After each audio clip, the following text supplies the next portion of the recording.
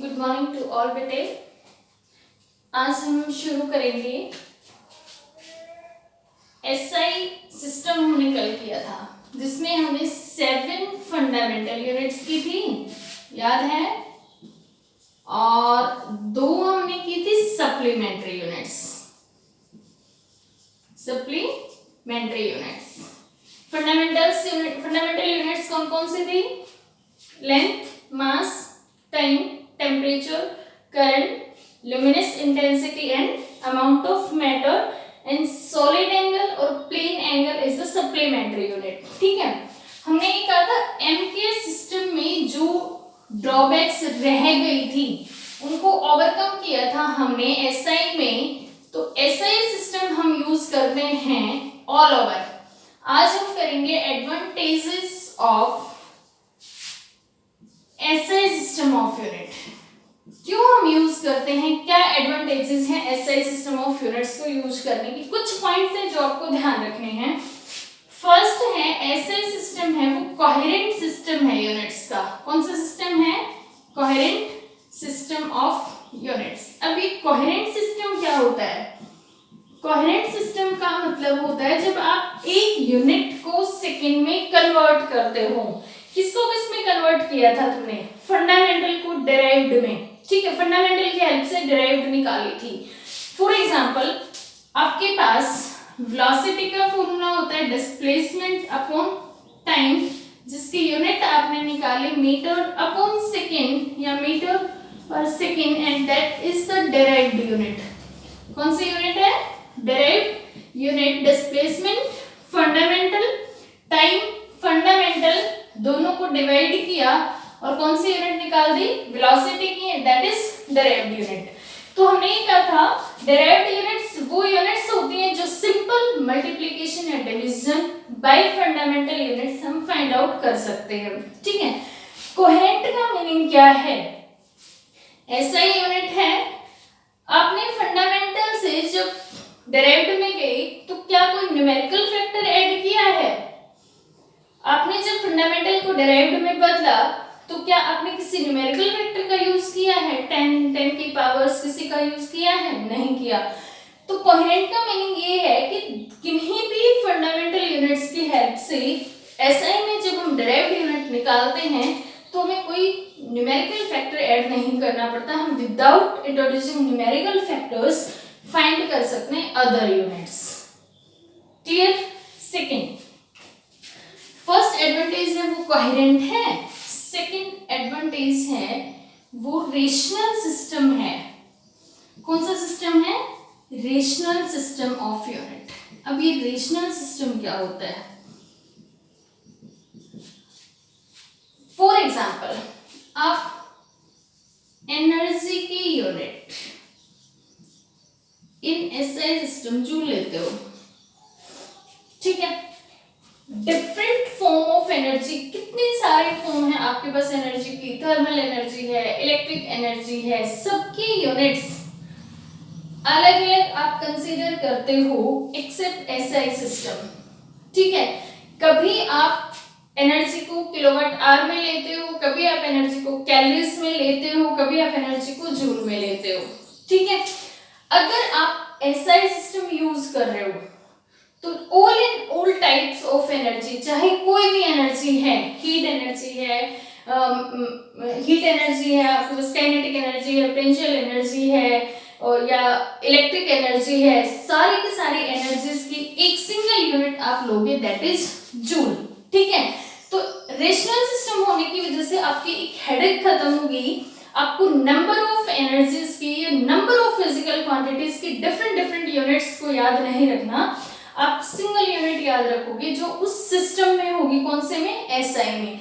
तो SI system of unit आप use कर रहे हो तो नंबर ऑफ फिजिकल क्वांटिटी या सिंगल फिजिकल क्वांटिटी के नंबर ऑफ टाइप्स जिनकी डिफरेंट सिस्टम में डिफरेंट यूनिट्स होती हैं वो आपको एसआई में याद नहीं रखनी। आप एसआई में एक सिंगल यूनिट याद रखोगे और वही यूनिट होगी उसकी ऑल टाइप्स की। जैसे हमने एनर्जी का एग्जांपल लिया है, एसआई में इलेक्ट्रिक एनर्जी को भी जूल में मेजर करोगे, थर्मल एनर्जी को भी जूल में मेजर करोगे, और सिंपल काइनेटिक पोटेंशियल जो भी आप लेते हो सबकी यूनिट क्या होगी? जूल ही होगी। ठीक है, फर्स्ट एडवांटेज कोहेरेंट है, सेकंड एडवांटेज रेशनल है, थर्ड एडवांटेज एब्सोल्यूट सिस्टम है। क्या है? Absolute system of units. अब ये एब्सोल्यूट सिस्टम क्या होता है? एब्सोल्यूट का मतलब होता है वो सारी यूनिट्स इसमें होती हैं जो फिक्स्ड होती हैं, नॉट चेंज, या किसी भी वेरिएबल फैक्टर पे इंडिपेंडेंट होती है, इंडिपेंडेंट टू वेरिएबल फैक्टर्स।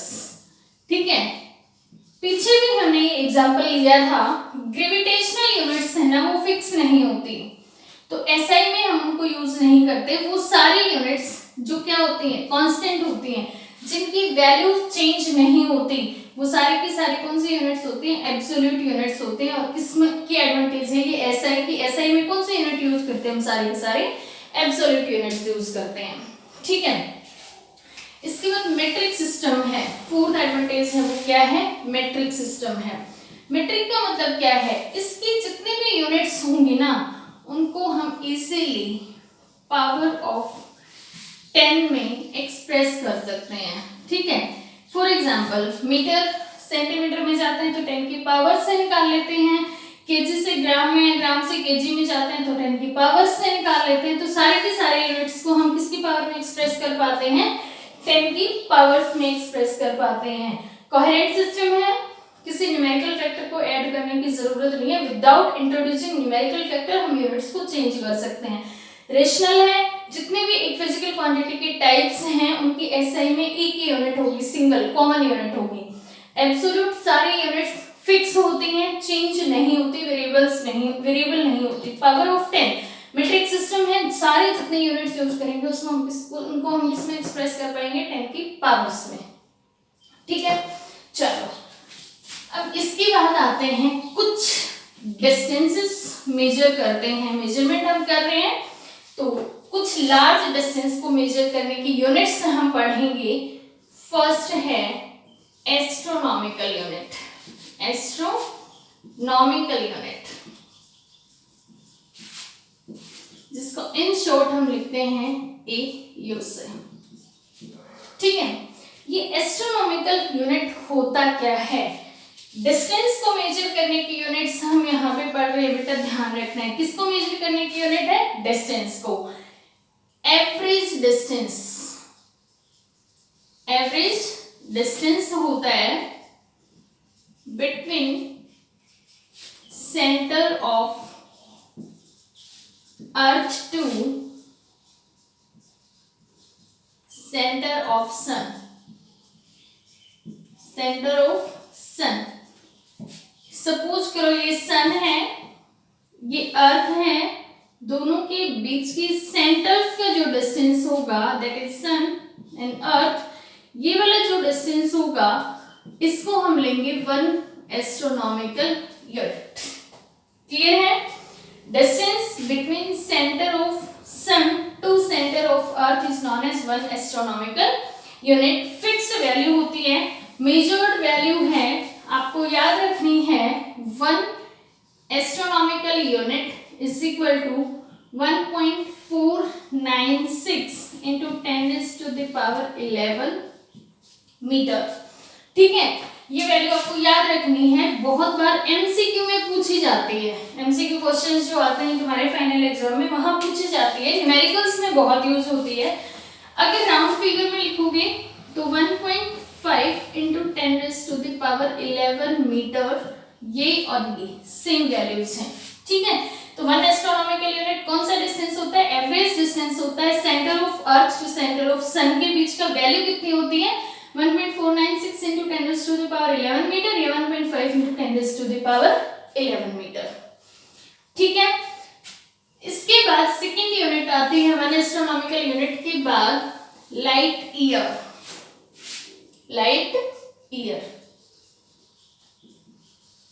ये इंपॉर्टेंट यूनिट है, यहां से बहुत क्वेश्चन आते हैं एमसीक्यू में। सिर्फ प्रेजेंस ऑफ माइंड चेक करता है इससे एमसीक्यू में, अगर इससे क्वेश्चन पूछता है। टफ नहीं है, बट एक वर्ड है ईयर जो टाइम को रिप्रेजेंट रिप्रेजेंट करता है। किसको रिप्रेजेंट करता है?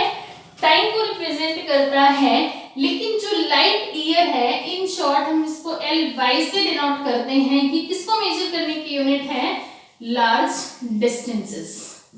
किसको मेजर करने की यूनिट है? लार्ज डिस्टेंस को मेजर करती है। ठीक है, कौन सा डिस्टेंस मेजर करती है? बड़े ध्यान से देखो, वो डिस्टेंस जो लाइट 1 ईयर में वैक्यूम में कवर करती है। Distance travelled by light, distance travelled by light in vacuum, vacuum होता है free space, in vacuum in 1 year, वो डिस्टेंस जो लाइट ने ट्रेवल किया वैक्यूम में कितने टाइम में? 1 ईयर में। मींस क्या ट्रेवल किया? डिस्टेंस। किसको मेजर करेंगे? डिस्टेंस को। तो जब भी लाइट ईयर यूनिट पूछता है किसको मेजर करने की यूनिट होती है, तो वहां पे डेफिनेटली ऑप्शन टाइम होता है।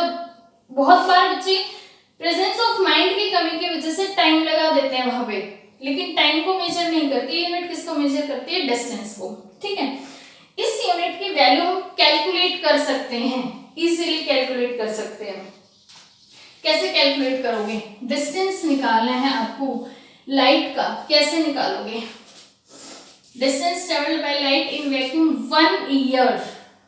ठीक है, डिस्टेंस का फॉर्मूला क्या होता है? वेलोसिटी इनटू में टाइम। यही होता है। लाइट की वेलोसिटी वैक्यूम में कितनी होती है? तुमने पढ़ी है 3 × 10⁸ मीटर पर सेकेंड होती है। टाइम यहाँ पे कितना दिया हुआ है? ईयर में दिया हुआ है। दिया हुआ है ना, इसको ध्यान से देखो, किसमें दिया हुआ है? ईयर में। इसकी यूनिट होती है वेलोसिटी की 3 × 10⁸ मीटर पर सेकेंड। तो टाइम को किसमें कन्वर्ट करना पड़ेगा तुम्हें? सेकेंड में। 1 ईयर में कितने डेज होते हैं? 365.25। ठीक है, ये 365.25 क्यों लिया है? हर 4 ईयर में एक लीप ईयर आता है। डेज कितने होते हैं? 365। लीप ईयर में कितना होता है? 366। 4 ईयर में एक डे बढ़ता है। मींस एवरेज अगर 1 ईयर निकाले तो कितना डे बढ़ जाता है आपका? 365 में 0.25 ऐड हो जाता है। तो एवरेज डिस्टेंस निकालना है तो हम यहाँ पे डे भी कितने लेंगे? एवरेज ही लेंगे 365.25। ये तो होगी डेज। ठीक है, एक डे में आवर कितने होते हैं? 24। 24 आवर में कितनी मिनट्स होते हैं? 60 × 60 सेकेंड। दोबारा देख लो, वेलोसिटी ईयर को सेकंड में कन्वर्ट करना है, तो पहले ईयर को किसमें कन्वर्ट किया? डेज में। फिर डेज को आवर में, फिर आवर को मिनट में, फिर मिनट को सेकंड में। ठीक है, जब इसको सॉल्व करोगे, इसको सॉल्व करना है, कैलकुलेट करके देखना है, जो वैल्यू आएगी दैट इज 9.46 × 10⁻15 मीटर वैल्यू आएगी। ठीक है, that is the value of light year.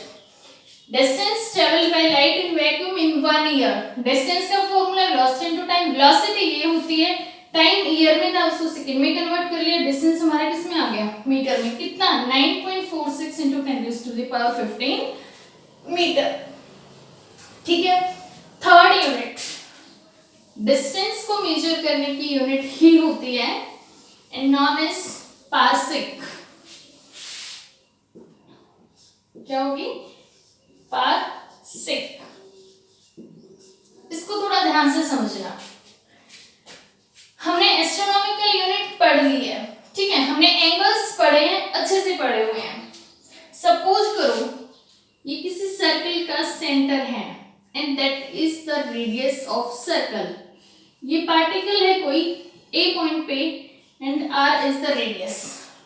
ठीक है, ये ए पॉइंट से पार्टिकल ने मूव करना शुरू किया, समथिंग लाइक दैट। ठीक है, A to B जब मूव किया तो डिस्टेंस देखा वो 1 एस्ट्रोनॉमिकल यूनिट कवर कर चुका। 1 एस्ट्रोनॉमिकल यूनिट डिस्टेंस कवर कर लिया। 1 एस्ट्रोनॉमिकल यूनिट डिस्टेंस होता कितना है 1.496 into 10⁻11 मीटर। इतना डिस्टेंस वो कवर कर चुका। उसके बाद इस डिस्टेंस को उसने कवर किया तो एंगुलर डिस्प्लेसमेंट देखा उसने, वो सेंटर पे 1 सेकेंड का एंगल सबटेंड करता है सेम टाइम में। ठीक है, जब कोई पार्टिकल ए से बी सर्कुलर पाथ में मूव करता है एंड डिस्टेंस कितना कवर कर जाता है आर्क लेंथ में A B distance 1 astronomical unit and then same time में वो सेंटर पे एंगल मेजर करते हैं तो कितना सबटेंड करता है 1 सेकेंड। डबल डैश ध्यान से रखना 1 सेकेंड। तो उस टाइम पे उस सर्कल की जो रेडियस होगी that is equal to 1 parsec. कितनी होगी 1 पार्सेक। किसी सर्कल की 1 एस्ट्रोनॉमिकल आर्क यूनिट लेंथ उसके सेंटर पे 1 सेकेंड का एंगल सबटेंड करती है, then radius of circle is 1 parsec. Clear है? अब देखो ये थीटा, ये रेडियस, ये आर्क लेंथ। थीटा निकालने का फॉर्मूला होता है हमारे पास आर्क अपॉन रेडियस। अब हमें निकालना क्या है रेडियस, क्या निकालना है 1 parsec and 1 parsec is the radius. ठीक है, then r is equal to r कितना है ab अपॉन थीटा। ab की वैल्यू कितनी 1 एस्ट्रोनॉमिकल यूनिट एंड थीटा कितना है 1 सेकेंड। अब थोड़ा सा पीछे जाओ, मैंने ये कहा था जहां आपको सेकंड में दे रखा हो, जहां मिनट में दिया हो, जहां डिग्री में दिया हो, अब से आगे हम उसको किस में कन्वर्ट करेंगे रेडियन में कन्वर्ट करेंगे। क्लियर है? तो 1 सेकेंड को रेडियन में कन्वर्ट कैसे करेंगे, अब वो फॉर्मूले तुम्हें याद होने चाहिए जो मैंने तुम्हें बताए थे पीछे। 1 सेकेंड को पहले 1 मिनट में कन्वर्ट करें, 1 सेकेंड को पहले किस में कन्वर्ट करें 1 मिनट में, तो 1/60 सेकेंड। ठीक है, फिर मिनट को किस में कन्वर्ट करें डिग्री में, अगेन 1/60। क्लियर है? इसके बाद जब हमने इसको कन्वर्ट किया था तो वहां पे डिग्री को रेडियन में कन्वर्ट किया था, और डिग्री को रेडियन में कन्वर्ट करोगे तो कितना आ जाएगा, मल्टीप्लाई कर दो π/180 से, π/180 से मल्टीप्लाई करके इसमें कन्वर्ट हो जाएगा ये रेडियन में। ठीक है, तो अब थीटा आपका कन्वर्ट हो चुका है किससे, सेकंड से रेडियन में। वैल्यू पुट कर दो। 1 एस्ट्रोनॉमिकल यूनिट की वैल्यू कितनी होती है 1.496 into 10⁻11, या किसमें भी कन्वर्ट रख सकते हो आप 1.5 into 10⁻11 अपॉन कितना आ जाएगा π/60 into 60 into में 180। क्लियर है? सॉल्व कर सकते हो इजीली, सिंपल डिवीजन लेना है तुम्हें और डिवाइड करके जब इसको सॉल्व करोगे तो ये वैल्यू आ जाएगी तुम्हारे पास 3.1 into 10⁻16 मीटर पार्सेक की वैल्यू आ जाएगी। ठीक है, दोबारा देख लो एक बार। अगर किसी सर्कल की 1 एस्ट्रोनॉमिकल यूनिट आर्क लेंथ उसके सेंटर पे 1 सेकेंड का एंगल सबटेंड करती है, देन मस्ट बी उस सर्कल की रेडियस है वो कितनी होगी 1 पार्सेक। हमें रेडियस फाइंड आउट करनी है, हमें पार्सेक फाइंड आउट करना है। तो पार्सेक फाइंड आउट करने के लिए फॉर्मूला है theta is equal to arc upon radius. Radius निकालनी है तो आर्क अपॉन थीटा। आर्क कितनी है गिवन है 1 एस्ट्रोनॉमिकल यूनिट, थीटा भी गिवन है 1 सेकेंड, बट हम सेकेंड में यूज नहीं करते हैं, हम किस में यूज करते हैं उसको रेडियन में। रेडियन में कन्वर्ट करेंगे इसको पहले मिनट में 1/60, फिर डिग्री में अगेन 1/60, फिर रेडियन में π/180, और वो सारी वैल्यूज हम यहाँ पुट कर देंगे। पुट करेंगे तो आफ्टर सॉल्यूशन ये आ जाएगा। क्लियर है? कर लोगे? अब देखो तुम्हारे पास सारी वैल्यूज आ गई हैं। एस्ट्रोनॉमिकल यूनिट आई है तुम्हारे पास 1 astronomical unit is equal to 1.5 into 10⁻11 metre. 1 light year आया है तुम्हारे पास 9.46 into 10⁻15 मीटर। 1 पार्सेक आया है 6.1 इंटू 10⁻16 मीटर। ठीक है, सबसे लार्ज यूनिट कौन सी है? पारसेक। उससे छोटी लाइट ईयर और उससे भी छोटी एस्ट्रोनॉमिकल यूनिट। तो तीनों यूनिट्स में सबसे लार्ज क्या है? पारसेक, फिर लाइट ईयर, फिर एस्ट्रोनॉमिकल यूनिट। तो आप ऐसे ले सकते हो, parsec is greater than light year is greater than astronomical unit. ये रिलेशन होता है तीनों में। ठीक है, इसके बाद कई बार तीनों में मैथमेटिकल रिलेशन पूछ लेता है। What is the mathematical relation between astronomical unit and light year and parsec, इस तरह से। तो कैसे निकालोगे? अगर आपको रिलेशन निकालना हो लाइट ईयर में एंड एस्ट्रोनॉमिकल यूनिट में, तो कैसे निकालोगे? डिवाइड कर दो लाइट ईयर को एस्ट्रोनॉमिकल यूनिट से। 1 light year by 1 astronomical unit.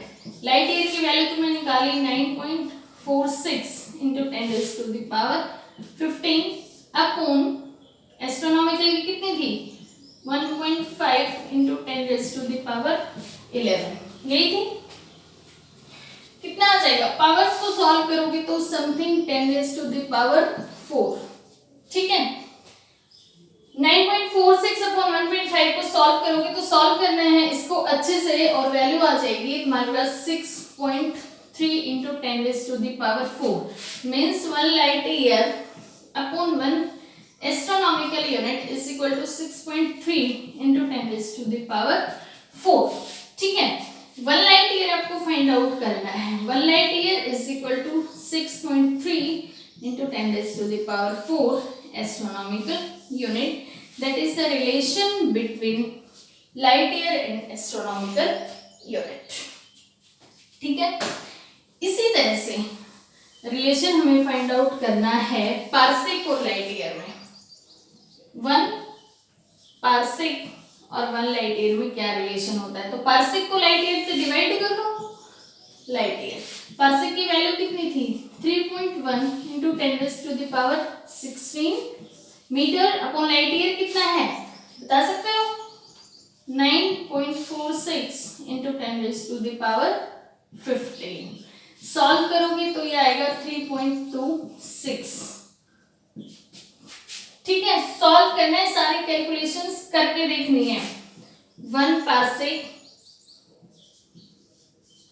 Is equal to 3.26 light year, यही होगा। ये सेकेंड रिलेशन आ गया तुम्हारा लाइट ईयर पारसेक में, लाइट ईयर एस्ट्रोनॉमिकल यूनिट में। ठीक है, अब एक रिलेशन जो तुम्हें फाइंड आउट करना है पारसेक एंड एस्ट्रोनॉमिकल यूनिट, ये तुम्हें निकाल के देखना है कितना आएगा और बताना है फिर कितना आया है। ठीक है, चलो, तो ये तुम्हारे पास 3 यूनिट्स थी मेजरमेंट की। First astronomical, second light year and third है पारसेक। तीनों की तीनों यूनिट्स आपको अच्छे से पढ़नी है, तीनों को अच्छे से डिफाइन करना है और तीनों की मैथमेटिकल वैल्यूज फाइंड आउट करके याद रखनी है। ठीक है, चलो, इसके बाद हम एक टॉपिक बचता है छोटा सा, ये खत्म हो जाएगा तुम्हारा। फिर यूनिट्स को लिखने में बहुत मिस्टेक्स करते हो आप जब यूनिट्स लिखते हो। ठीक है, बहुत बार हमने यूनिट पढ़ी है न्यूटन, ठीक है, इसको बड़ा गलत लिखते हो। कैसे लिखना होता है न्यूटन को? साइंटिस्ट नेम है और इंग्लिश में तुमने पढ़ा है जो नेम है उसका फर्स्ट लेटर कैपिटल होता है, तो बहुत बच्चे ऐसे लिखते हैं इसको। ठीक है, जबकि साइंस में हम नोटिफिकेशंस में यूनिट्स में जितनी भी यूनिट्स बाय नेम शुरू होंगी, न्यूटन है, एम्पियर है, कूलम है, जितनी भी यूनिट्स हैं उनका फर्स्ट लेटर स्मॉल करेंगे, ध्यान रखना है बेटा इसका। ठीक है, और अगर इसी का सिंबल लिखना हो तो हम कभी भी स्मॉल नहीं लिखेंगे, सिंबल हमेशा किस में लिखेंगे? कैपिटल में लिखेंगे। यूनिट्स को कंप्लीट लिखना है, बाय नेम यूनिट है तो स्मॉल लेटर से, बाय नेम नहीं है तो कैपिटल से, ठीक है। बाय नेम अगर यूनिट है तो फर्स्ट लेटर स्मॉल, अगर कंप्लीट लिख रहे हो, अगर सिंपल लिख रहे हो तो सिंपल कैपिटल, ठीक है। कभी भी यूनिट्स के साथ फुल स्टॉप नहीं लगाते, like centimetres, sorry plural form में यूज नहीं करते, like centimetres, kilometres, kilograms, units हमेशा सिंगुलर फॉर्म में होती हैं, ठीक है। कभी भी यूनिट्स के बाद सिंबल नहीं लगाओ, फुल स्टॉप नहीं लगाओगे। बाय नेम लिख रहे हो, फर्स्ट लेटर स्मॉल, सिंबल लिख रहे हो कैपिटल, नेम से अगर है तो, ठीक है। अगर नेम से यूनिट नहीं है तो सिंबल आएगा वो स्मॉल लेटर्स में आएगा, ठीक है। कभी भी यूनिट्स को प्लूरल फॉर्म में यूज नहीं करोगे, कभी भी यूनिट्स के बाद फुल स्टॉप नहीं लगाओगे, क्लियर है। तो यहां तक आपको करना है, कैसे यूनिट्स को लिखते हैं, कैसे डिफाइन करते हैं, यहां तक पढ़ना है। उसके बाद कल मेथड्स शुरू करेंगे मेजरमेंट के लिए, ठीक है। मेथड से पहले ये सिंपल मेजरमेंट्स थी जो आपको करनी है, इसके साथ एक दो यूनिट्स हैं जो आपको याद रखने हैं, हम बार बार यूज करेंगे। माइक्रोन,